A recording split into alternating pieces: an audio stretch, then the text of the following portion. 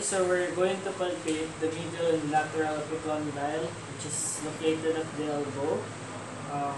So we can easily palpate it. So if I want to palpate the lateral epicondyle, we'll just locate the elbow, and then over here in the lateral side of the body, there's a bony prominence at the elbow region, which is called the lateral epicondyle. While if we go medially to this side, there, as you can see here, there's a bony prominence. That's the medial epicondyle. Radial head, it will first palpate the lateral epicondyle, then 1 inch distal to that would be your radial head. To confirm, you passively supinate and pronate the forearm of the patient, and it can be felt that it will be spinning while doing the supination pronation. That's the radial head. We're going to palpate the ulnar styloid process and the radial styloid process, which is located near the wrist crease or wrist crease. Over here, medially, you will find the ulnar styloid process over here near the Tagalog, near the lubog over here, and you will find the radial styloid process laterally near the wrist crease as well. Over here, you can see this bony prominence over here. That's the radial styloid process. The olecranon. The olecranon can be palpated at the back of the forearm when the elbow is flexed. So it is this prominent bone with a sharp apex. Palpate the Lister's tubercle. First, palpate the ulnar styloid process. This is the ulnar styloid process. Then, lateral to this, you will feel a long, prominent bone.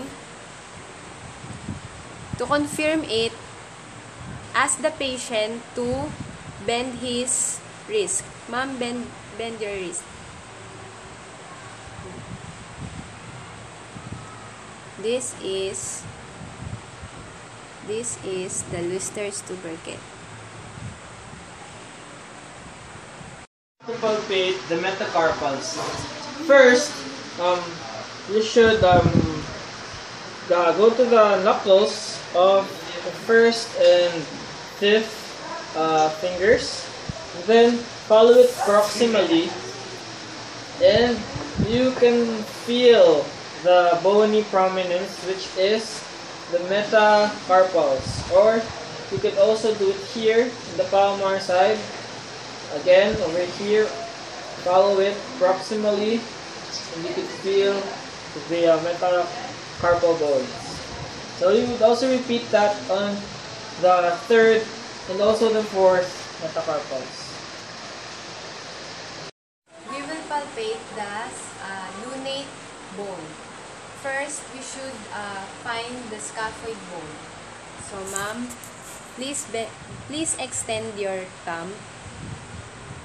Between this tendon is the scaphoid.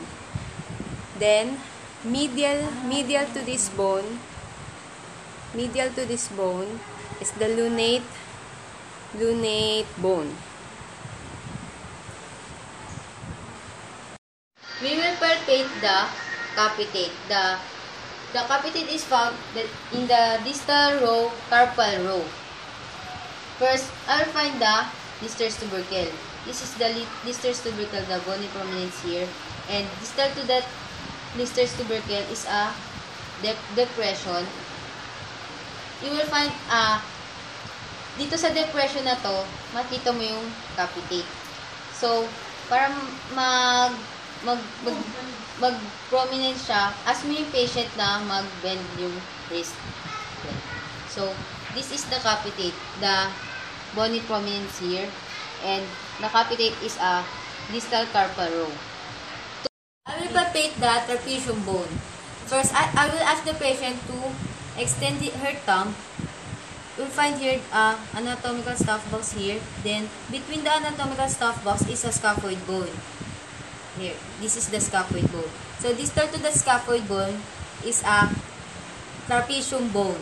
Yan. Here is it is the trapezium bone.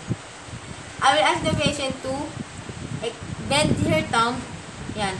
Make bony prominence here, and that is the trapezium. Yan. Bend, extend.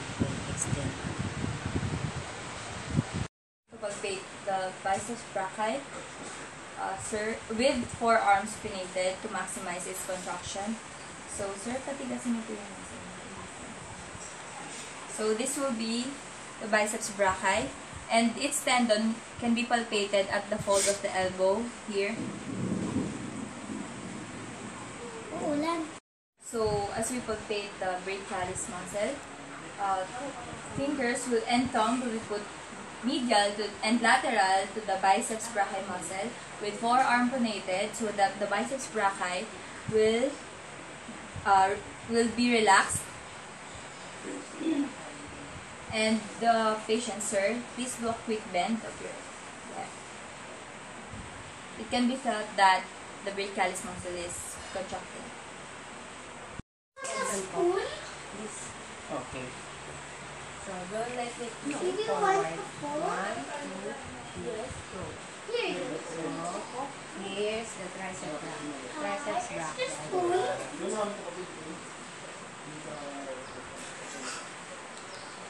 Palpate the flexor carpi ulnaris.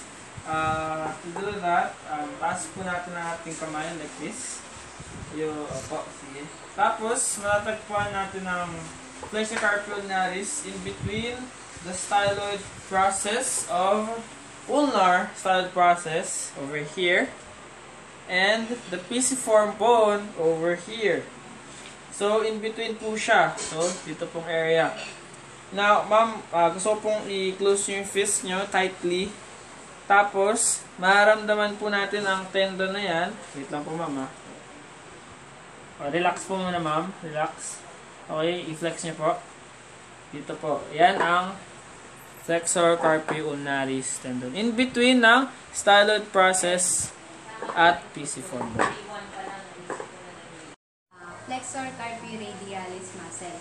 So, ma'am, do this motion po. Then, i-bend nyo po yung hand nyo papunta sa inyo. Yan. Tapos, ipunta nyo po yung kamay nyo habang nakabend pa kanan. Yan. So, eto. Ito yung palmaris longus. Tapos, lateral to this muscle is yung FCR. Flexor carpi radialis muscle. We are going to palpate the pronator teres muscle. So, you can palpate that by placing your hand near the origin of the muscle, which is located at the medial epicondyle. I'll place my thumb here. It's also near the line of the elbow. So, you could feel the muscle contracting when you ask your patient to pronate her arm. So, now please pronate your arm. Okay? So, over here, in between both of my fingers, that's the pronator teres muscle. And as I'm palpating it, it's contracting. So, ma'am, pakiganto po ang little finger nyo tsaka yung thumb nyo. Tapos, i-bend nyo po papunta sa inyo.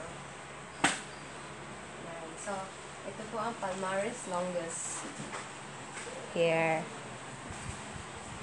Bend pa po. Yan. Ditorum superficialis can be palpated when restriction is resisted. So, ma'am, can you close your fist and bend your palm towards me?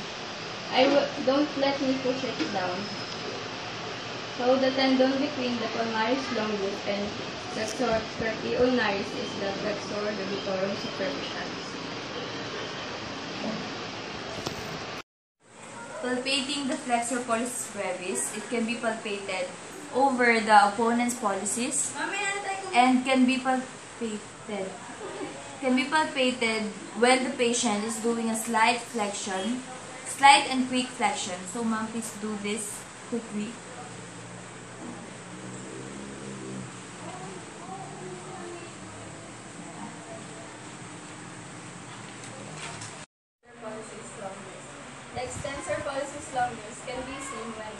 thumb is extended. So, ma'am, can you please do this motion?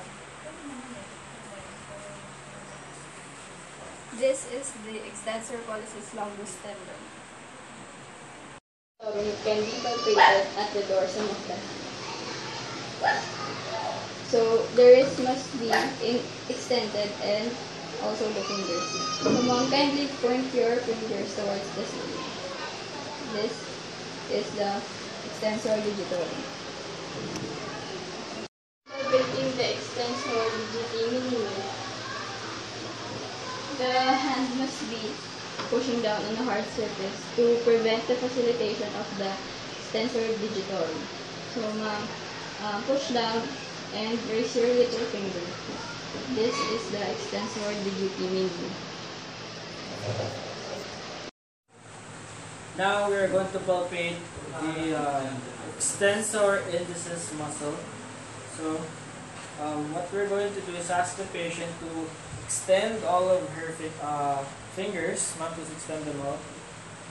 And then first locate the extensor carpi radialis longus muscle over here, which is at the second finger, and adjacent to it is the tendon of the extensor indicis over here. Now, to confirm if that's the tendon, ask the patient to flex and extend her second finger. So, ma'am, please do this motion. Now, you're going to palpate it while she's doing it. And it's located here, adjacent to it. So, you can stop now. Please extend it. So, right here is the tendon of the extensor indicis muscle.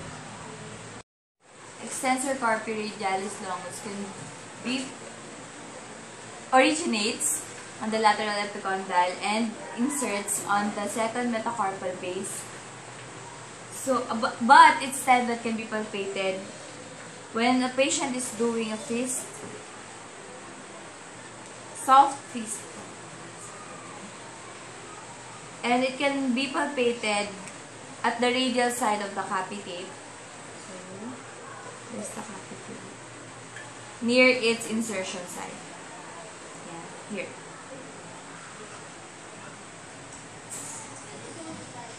Carpi radialis brevis, the patient should make a fist para matanggal yung contraction or facilitation ng movement of the extensor indicis since natatakpan niya nga yung tendon ng extensor carpi radialis brevis sa base, sa insertion site nito, which is the base of the third metacarpal.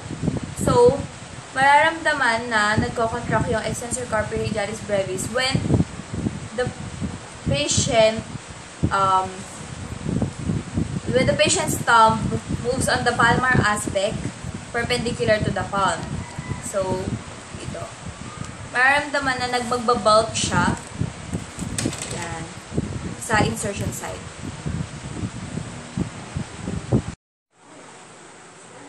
So, we're going to palpate the flexor pollicis longus. It can be its tendon can be palpated in the anteromidline of the proximal phalanx of the thumb with when the patient is doing an active flexion. So, ma'am, please do this motion and stay. So, here it can be flexor pollicis longus can be palpated here. Unconus. The unconus is found between the lateral epicondyle and the olecranon process of ulna. Between that two points, you will form a triangle. This is the line. It will form a triangle here. So, this will be found the unconus. Supinator naman. So, now I will palpate the supinator. So, I will ask the patient now to his forearm in a mid position, and I will place my fingertips at the head of the radius because it wins at the proximal bone of the radius. And I will ask the patient now to slowly supinate his forearm. Then, naramdaman ko yung na may little contraction ng supinator. anatomical structure. It is situated at the dorsum of the hand and just distal to the radial styloid process. So, this is the radial styloid process. It will be prominent if the thumb will extend. So, sir, kindly point your thumb up. This is the anatomical structure. Your hypothenar eminence, it will be just proximal to your little finger, and it is a muscular eminence that composes of your abductor digiti minimi, flexor digiti minimi, and opponens digiti minimi. It's the thenar eminence. This is the thenar eminence. Its superficial layer is the abductor pollicis brevis, then the middle layer is the opponens pollicis, and then the deep layer is the flexor pollicis brevis. Ligament, the patient was facing backward with arms pronated. So it was attached to the medial epicondyle, to the trochlear notch of ulna. So there, this will be your medial collateral ligament between medial epicondyle and trochlear notch of ulna. First, you must palpate the radial head, which can be palpated with your patient in elbow flex position and 1 inch distal to lateral epicondyle. For you to confirm pronate supinate, and you can feel it spinning. So that's the attachment of your annular ligament, since it surrounds your radial head and neck. And attaching to the annular ligament will be your lateral collateral ligament, which attaches also to the lateral epicondyle. So, yeah. From the lateral epicondyle to your annular ligament will be your lateral collateral ligament. In the tunnel of Guyon, first you must find the ulnar styloid process for you to find the pisiform bone, because distal to it is your pisiform bone. Then 1 inch or a thumb directly away or distal from your pisiform bone will be your hook of hamate. And between those two bone prominences will be your tunnel of Guyon that has a pisohamate ligament as a roof. Palpate the olecranon bursa. The olecranon bursa is between the skin and the olecranon process. So first, we should palpate the olecranon process. So it from the lateral epicondyle of humerus go medially. The first bony prominence that you will feel is the olecranon process. So this is the olecranon process. So again, for olecranon bursa, it is between the skin and the olecranon process. So we're going to palpate the palmar aponeurosis. So it's located at the palmar side of the hand. Well, since it's the palmar aponeurosis, what you're going to do, you can locate it by going to the heads of the metacarpals, which is located here, and follow it to the bases. So to the base up to this point over here. Yeah. So the palmar aponeurosis is from this point to the bases of the metacarpals. Okay, so now we will palpate the carpal tunnel. To palpate it, ask the patient to, just relax, sit, then take her hand.